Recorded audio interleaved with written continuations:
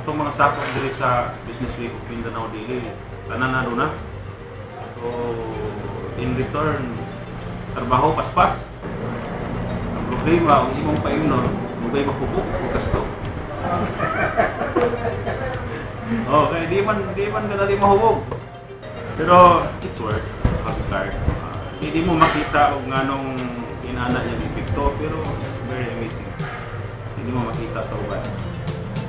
Ako lang basta katulang sa una usually pag makainom ko gabi pagkabuntag sikit ang bulog.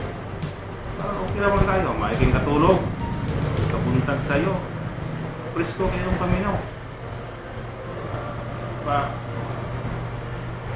Kung medication pa siguro to, naghandaga na siguro ang resita sa doktor para inanto yung bation na pagkabuntag presko, pero pagkabuntag itong paminaw, paano kayo ba?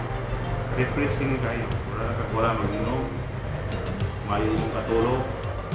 So, para niya itong gusto nga sinabugin nga presko, matunaw kung kayo.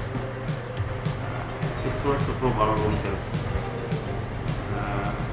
Wala may mawala o kasing testingan. Hindi ko siya mahal.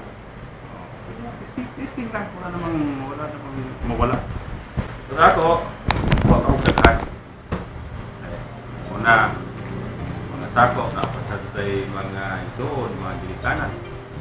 Kung nakabatuntag ka presko sa atong paminaw sa itong panglawas na, hindi na ito share sa atong mga kapalitan.